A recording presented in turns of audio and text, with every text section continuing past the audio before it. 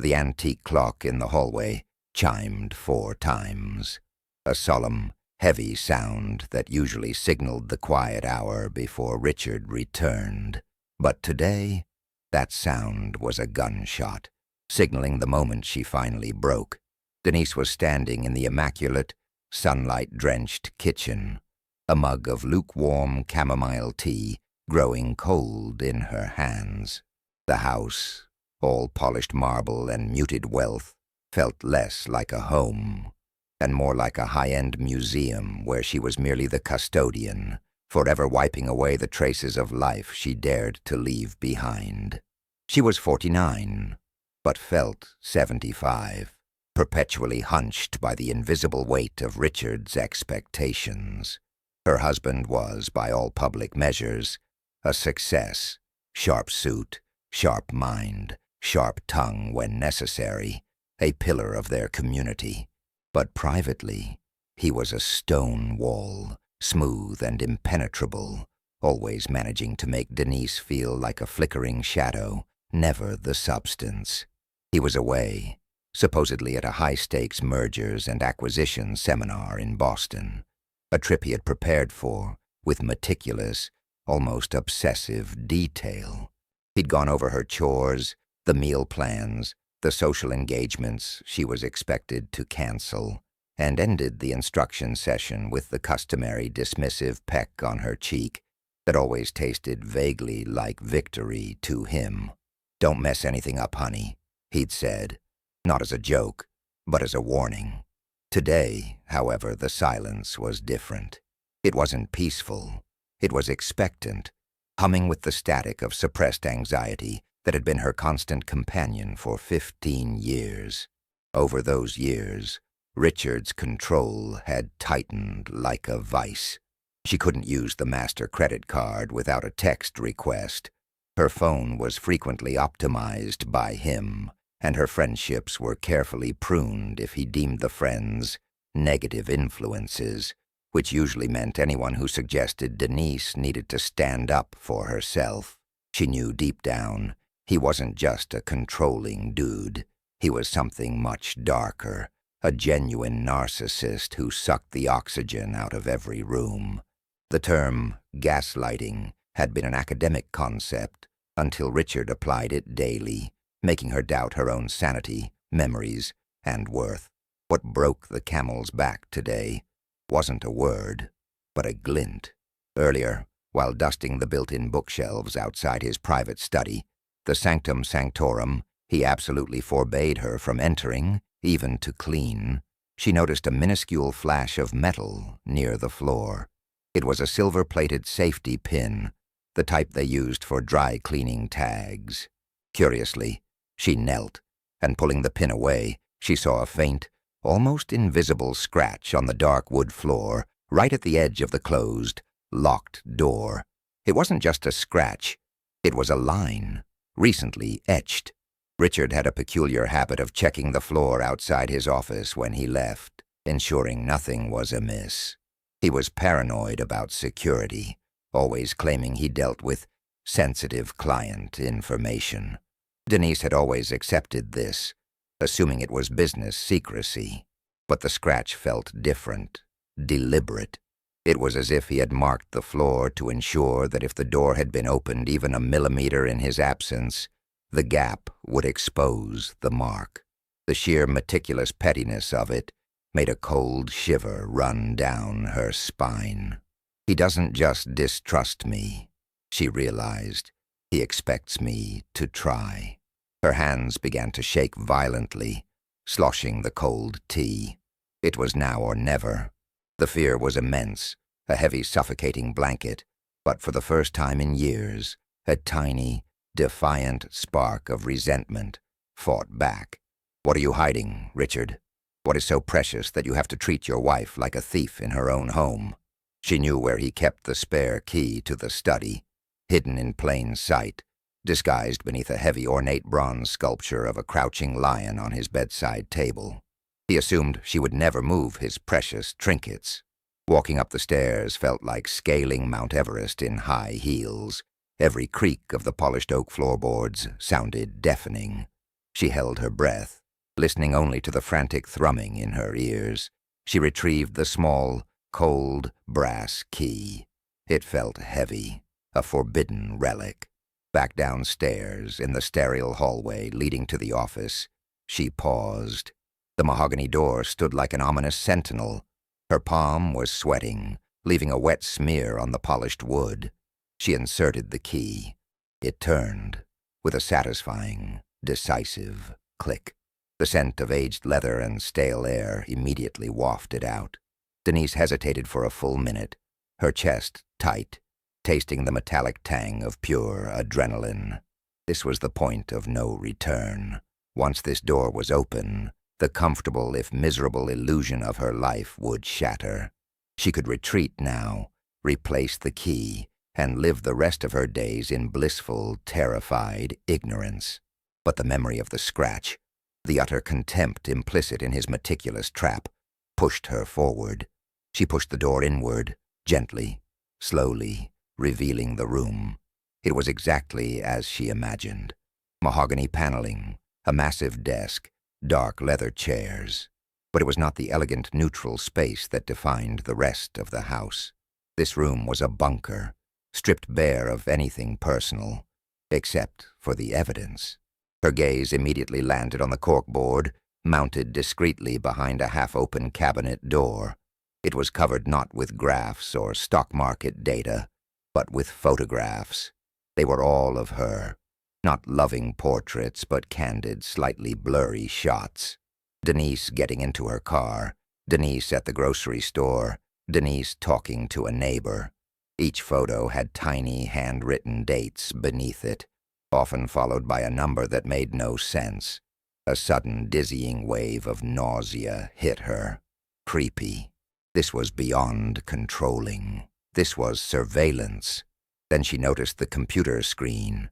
It was not off, but minimized, showing only a blank desktop. But scattered around the keyboard were physical items that made the blood drain from her face. There were 3 thick manila envelopes. One was labeled D's Assets, Prenup Review. She had signed a prenuptial agreement 15 years ago, but Richard had always assured her it was just a formality.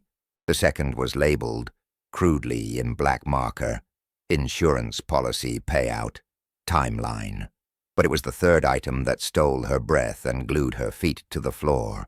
It was a small, high-quality digital voice recorder, currently paused, and next to it, spread across the mousepad, were pages of typed notes. Denise stepped inside, closing the door behind her with an audible thunk that sealed her fate.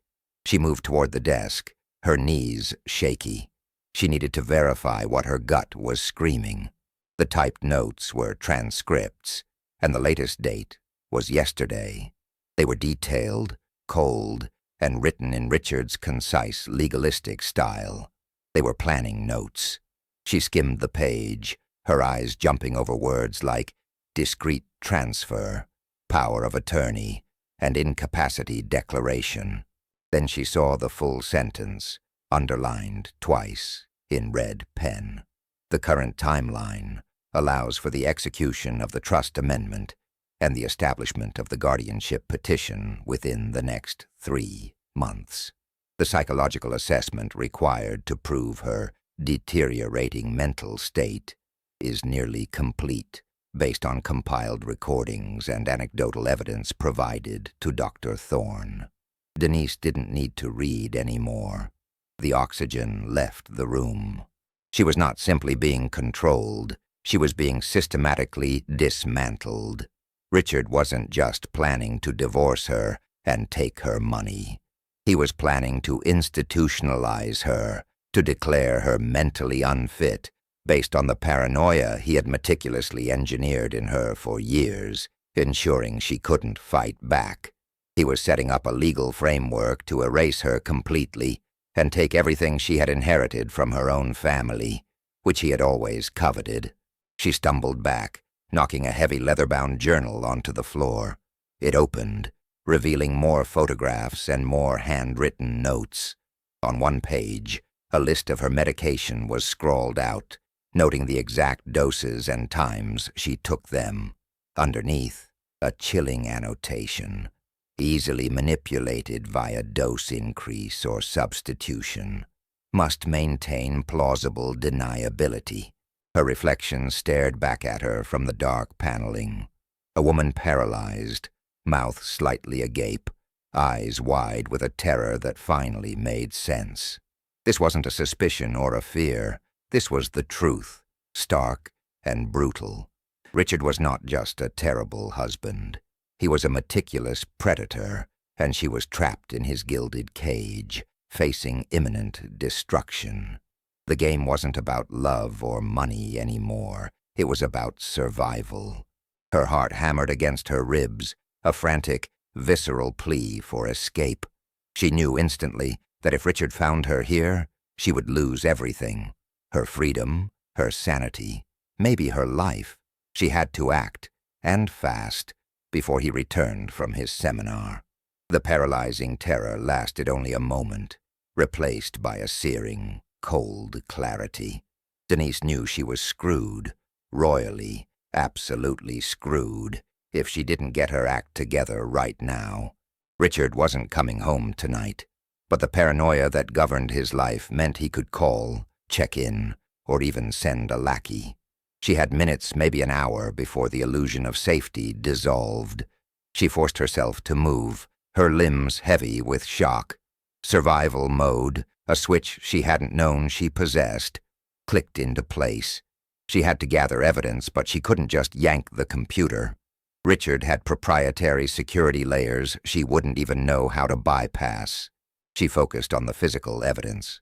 First, the voice recorder. She snatched it, pressing the play button with a trembling finger. The first voice was Richard's, smooth, condescending.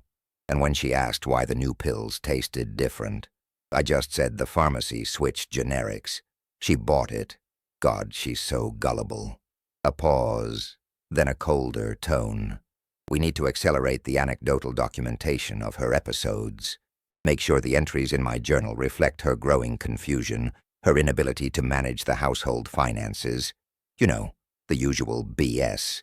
Denise pressed stop, the sound of her husband's casual evil burning into her brain. She shoved the recorder deep into the pocket of her jeans. Next, the journal. She rifled through the pages, her heart beating a frantic tattoo against her ribs. It was a meticulous record of lies, fabricated instances of her forgetting appointments, misplacing valuables, bursting into unwarranted hysterics. He hadn't just been gaslighting her. He had been writing the script for her downfall, detailing the narrative of a woman slowly losing her grip. He even had a section dedicated to the names and contact information of her remaining friends, labeled potential hostile witnesses, with notes on how to discredit them. One was marked known drinker, another financially unstable. She ripped the relevant pages from the journal, tearing them unevenly in her haste. This was a colossal mistake, she realized instantly. The missing pages would be immediately noticeable, but the urgency overwhelmed the logic. She couldn't stop to photograph or carefully copy. She needed to run. She crumpled the papers into her pocket, alongside the recorder. Her gaze swung back to the desk. The 3 manila envelopes. She grabbed them, too.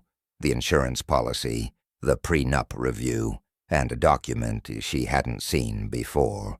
A provisional trust amendment drafted in his favor, removing her entirely from the executorship of their mutual assets. He had been planning this financial coup for months, if not years. A sudden sharp ping from the kitchen startled her. It was her own phone, sitting on the counter. Richard sometimes sent automated check-in texts from his work phone. She froze, listening. Silence. She rushed back to the door. She had left the computer screen minimized. A major error. She should have shut it down, but hitting the power button might trigger a remote alert. She glanced at the keyboard. Under the desk, near the surge protector, she saw a sticky note. Richard often used to hide temporary passwords from the cleaning staff. On it, scrawled in his elegant handwriting, was a 6-digit number. Denise knew instinctively this was the temporary password for his personal desktop session, which he had likely activated before leaving. If she could copy the critical files, that would be better than physical documents that could be explained away as her paranoia. She needed a flash drive. Where did Richard keep his office supplies? She frantically searched the sleek minimalist drawers. First drawer, pens, paper clips.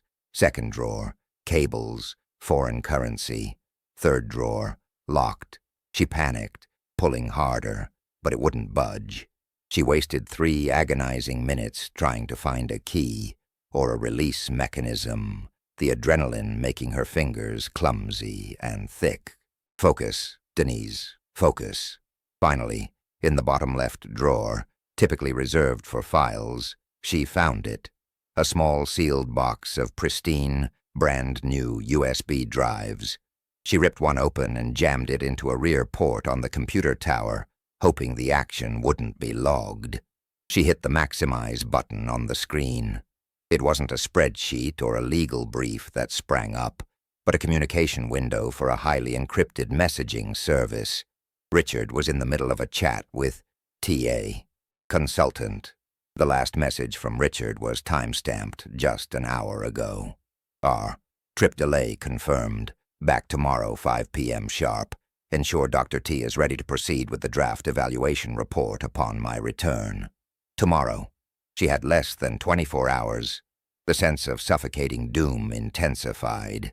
He was returning early, and the final piece of his vicious puzzle, the psychiatric evaluation that would certify her as unstable, was due to be finalized. She quickly navigated the file folders, locating the directory labeled D Project.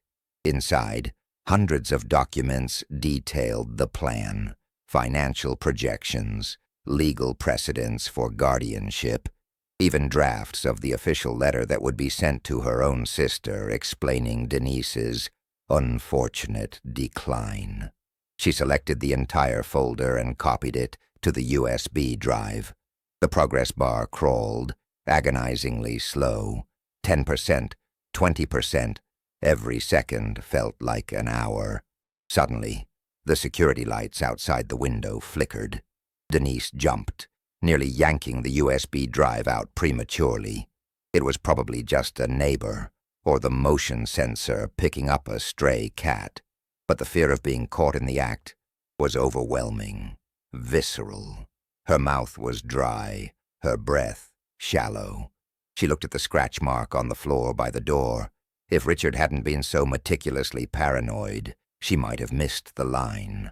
But that line was his fatal flaw. He taught me how to escape by showing me exactly how he kept me trapped. Sjodim. She heard a faint noise downstairs. A door closing? No, probably the wind.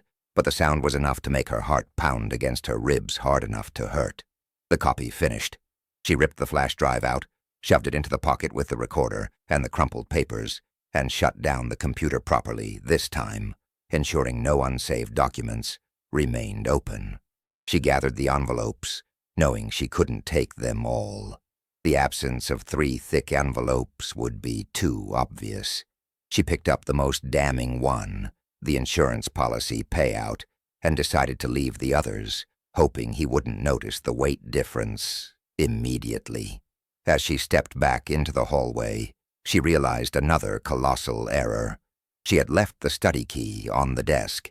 She scrambled back inside, her stomach churning with bile and panic. She grabbed the key, locked the door from the outside, and replaced the key under the lion sculpture, meticulously ensuring the lion was turned at the exact, slightly skewed angle Richard preferred. She stood in the hallway, clutching the evidence in her pocket. She was out, but she was still in the house. She had to disappear before 5 p.m. tomorrow. The biggest mistake she made next was trying to contact her sister, Martha. Denise locked herself in the guest bedroom and called Martha, who lived 3 states away. When Martha answered, Denise launched into a frantic, breathless explanation, detailing the recordings, the insurance policy, the plan to have her institutionalized. "Martha, you have to believe me. He's been poisoning me, making me think I'm crazy. I have proof. He's coming back tomorrow to finalize the guardianship papers." Martha listened in silence, and when Denise paused, gasping for breath, Martha's tone was hesitant, laced with the concern Richard had successfully cultivated over the years. "Denise, honey, listen to yourself. You sound frantic. Richard just told me last week that you've been struggling a lot lately, that you thought the mailman was spying on you. He's worried, Denise. Maybe you should just breathe, take one of your pills, and we can talk tomorrow when you've calmed down." The words hit Denise like a physical blow. Richard had already preemptively poisoned the well. He hadn't just confined the narrative to the documents. He had been feeding the narrative of her deteriorating mental state to her own family. "He told you that? The mailman?" Denise whispered, the betrayal a bitter taste in her mouth. "He's lying, Martha. He's a monster. I have proof." "Proof? Or are they just random papers you've misinterpreted, sweetheart? You know how stressed Richard is with the mergers. He just wants what's best for you. Please don't do anything drastic." Denise hung up. The cold realization settled over her. She was completely alone. Her family and friends had been conditioned to view her distress as evidence of her instability. If she went to the police, Richard, with his high-powered attorneys and meticulously documented lies, would easily paint her as a delusional woman having a paranoid breakdown, justifying his preemptive guardianship petition. She had the evidence, but if she presented it now, she would lose the fight before it started. She needed sanctuary, professional help, and a safe place to organize the information without the immediate threat of capture. She went to the safe deposit box Richard didn't know about, a tiny one she'd opened years ago, saving small amounts of cash and a few pieces of inherited jewelry. She packed a small gym bag, the evidence, the cash, one extra set of clothes, and her car keys. She needed to vanish into the American landscape, disappear off Richard's meticulously planned grid. She looked at her reflection one last time, in the silent, expensive bedroom mirror. The terrified victim was still there, but behind the panic, a flicker of something hard and resolute had appeared. Richard had awakened a survivalist in her. She had been naive, yes, and slow to see the truth, but she was not, and never would be, crazy. As the sun dipped below the horizon, painting the manicured lawn in long shadows, Denise walked out the back door, leaving her comfortable, suffocating prison behind, knowing that her journey from controlled wife to fugitive was just beginning. She had less than 18 hours before Richard realized the full extent of her breach, and when he did, he would unleash hell. The old Nissan Sentra, a forgotten relic Richard had gifted her years ago and promptly ignored, rumbled onto the interstate. It was an hour past midnight, and the only sounds were the drone of the engine and the frantic, echoing thoughts inside Denise's head. She drove west, aiming for a small town in Arizona where her distant cousin, Clara, lived. A relative Richard had successfully managed to label eccentric and therefore unworthy of his attention. It was a long shot, but she had nowhere else to go. Fear was a physical entity now, sitting in the passenger seat, gripping her throat. Every pair of headlights that approached in her rearview mirror felt like a police cruiser. Every rest stop seemed populated by Richard's imagined private investigators. She knew her escape wouldn't go unnoticed for long. Richard checked his security camera feeds religiously, even when traveling. He was likely to notice the scratch on the office floor had been disturbed, or perhaps even that the bronze lion had been moved an imperceptible millimeter when she replaced the key. Her first mistake, contacting Martha, continued to haunt her. She was now certain Martha had called Richard, either out of genuine concern for Denise's fragile state, or simply to report the unusual communication. By 6 a.m., she was hundreds of miles away, pulling into a greasy diner in Oklahoma for coffee and a moment to breathe. The moment she sat down, she realized she had left her essential medications behind. The heart medication she took daily, carefully regulated by Richard, and the mild anxiety pills he insisted she take. The sudden deprivation, combined with extreme stress, made her hands tremble uncontrollably. This was exactly the kind of physical symptom Richard had planned to use against her. She pulled out the USB drive and the manila envelope. The diner light was harsh, revealing the ugly truth. The insurance policy was a large one, payable only upon her death, and Richard had designated himself the sole beneficiary just 6 months ago, using a convoluted rider that bypassed their standard marital agreement. The implications were no longer about institutionalization. They were about survival. Richard might escalate from legal removal to permanent removal if he felt cornered. Denise knew she couldn't risk using her own bank card. Richard would have flagged her accounts instantly. The few $100s she had managed to save were all she possessed. She had to disappear completely, cutting off all digital traces. She stopped at a small electronics store in a strip mall, buying a cheap burner phone and a prepaid data card, paying in cash. She smashed her old smartphone against the curb and dumped the pieces in separate garbage cans miles apart, a small act of defiance that brought a wave of relief. Richard could track the device, but the signal was gone. Reaching Clara's remote desert home took another grueling day of driving. Clara, a woman in her late 50s who raised rescue donkeys and painted landscapes, answered the door with a paintbrush still stuck in her messy bun. Her initial reaction was pure, open-mouthed shock. Denise, utterly exhausted and shaking, simply dropped the gym bag on the floor and choked out, "He tried to put me away, Clara. He tried to ruin me." Clara, thankfully, didn't question her sanity. Perhaps it was the sheer desperation in Denise's eyes, or perhaps she simply remembered Richard's cold disdain for everyone. She took Denise in, offering a small, dusty guest room and a plate of scrambled eggs.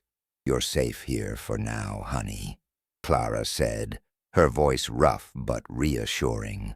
"We need to figure out the next step. You can't fight a snake like Richard head-on without getting bit." The next few days were a blur of planning and paranoia. Denise finally sat down and meticulously cataloged the digital evidence on the USB drive. She printed out the crucial transcripts, the prenup review, and the guardianship plan, hiding the copies in the trunk of the Sentra just in case. On the third day, the storm hit. Clara received a registered letter from Richard's attorneys. It was a cease and desist order, demanding Clara immediately reveal Denise's whereabouts, claiming Denise had suffered a severe manic episode, stolen corporate property, referring to the USB and documents, and was dangerously delusional. The letter also contained a thinly veiled threat of legal action against Clara for aiding and abetting. "He found us," Denise whispered, her blood running cold. Richard hadn't tracked her. He had tracked her limited network, correctly guessing the one person he deemed too insignificant to bother with might offer shelter. Clara, though visibly rattled, remained steady. "This isn't about stopping you, Denise. It's about intimidating me. We need a lawyer, one who specializes in high-stakes divorces and, crucially, defending against malicious guardianship petitions." Finding a lawyer without money was almost impossible. Denise had the evidence but no financial capital. She considered selling one of the antique watches she'd smuggled out, but Richard had cataloged all her jewelry for the prenup. If she sold one, he'd know instantly where she was operating from She decided to gamble on an unexpected resource, an old college friend named Michael, now a partner at a prominent but aggressive Los Angeles law firm. Richard hated Michael, calling him a bleeding heart ambulance chaser, which was precisely why he might help. Using the burner phone, Denise called Michael, keeping the story concise and focused purely on the evidence. "Michael, I know this sounds insane, but Richard is trying to have me declared incompetent and is using fabricated psychological notes to finalize a guardianship claim. I have the recordings, the plans, and the proof of insurance fraud. He's been preparing this for months. I'm running out of time, and I have no money." Michael listened carefully. He didn't interrupt with doubts, perhaps knowing Richard's ruthless reputation. "Denise, if what you say is true, you need a pit bull, not a poodle. This isn't just about divorce. This is attempted theft and possibly attempted murder, but I can't touch this without retainer funds." "I have the physical evidence," she insisted. "Isn't that worth anything?" Michael sighed. "It's worth everything, but the legal system runs on cash. You need protection, and that costs. However, I can put you in touch with a non-profit organization specializing in victims of financial abuse and narcissistic abuse. They might be able to offer emergency legal counsel and a safe house." The organization, operating under deep cover, arranged a meeting in a nondescript office building in Phoenix. Denise had to travel alone, using evasive driving tactics Clara taught her, checking for tails every few blocks. At the meeting, she presented the flash drive and the photocopies. The lawyer assigned to her, a tough, pragmatic woman named Gina, spent 3 hours reviewing the evidence. When she was done, Gina looked at Denise, not with pity, but with grim respect. "Denise, Richard didn't just plan to divorce you. He planned to erase you. The manipulation of your medication, the surveillance photos. This is textbook high-level domestic abuse, crossing into potential criminal conspiracy. We can fight this, but we need to move first. We are filing an immediate restraining order and a petition for protective supervision, citing the risk of harm." Gina explained the strategy. Richard was counting on Denise presenting the evidence in a panicked, disorganized way, allowing his team to dismiss her as unstable. They would hit him first, hard, using the irrefutable digital evidence that detailed his premeditation. The goal was to freeze his assets and, more importantly, preempt the psychological assessment by presenting her own clear, coherent testimony supported by the evidence. The lawsuit was filed quietly the next morning, shocking the usually unshakable legal community. Richard, mid-flight back from Boston, was served the papers immediately upon landing at JFK, along with a temporary restraining order freezing his primary corporate assets and mandating his immediate psychological evaluation due to alleged malicious intent and abuse of power. The blow landed exactly where it hurt Richard the most: his reputation. The news of the high-profile businessman being sued by his own wife for attempted institutionalization and financial fraud exploded across social media and local news sites. Richard's reaction was immediate and volcanic. He didn't deny the contents of the lawsuit. He immediately launched a smear campaign, painting Denise as a desperate, mentally ill woman attempting to extort him with fabricated documents. He even presented a doctored transcript of the call with Martha as proof of Denise's escalating paranoia. But Richard had underestimated Gina. She released the original audio from the voice recorder and the full text of the trust amendment draft to the court. The cold, calculated tone of Richard discussing Denise's gullibility and his plans for her medication was damning. The narrative instantly flipped. The public, initially split, saw the meticulous cruelty for what it was. The final resolution came 6 months later. Richard, facing criminal investigation for potential insurance fraud linked to the policy payable upon death and civil fraud, opted to settle.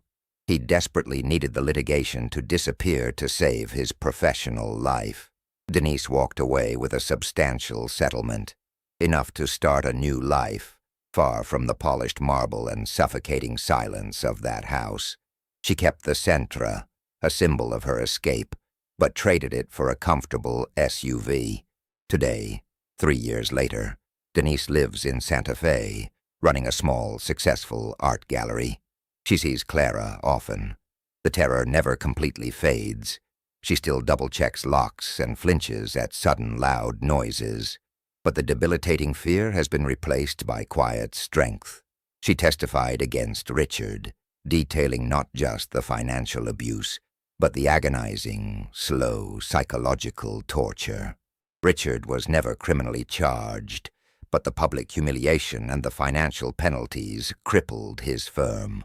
He vanished from the public eye, presumably to rebuild his empire elsewhere. Denise learned that freedom isn't the absence of trouble. It's the right to face the trouble on your own terms. She survived not because she was strong initially, but because the primal instinct for self-preservation, once awakened by the cold, hard proof of his evil, proved far stronger than his carefully constructed cage. She was no longer the shadow. She was the architect of her own quiet, fierce redemption.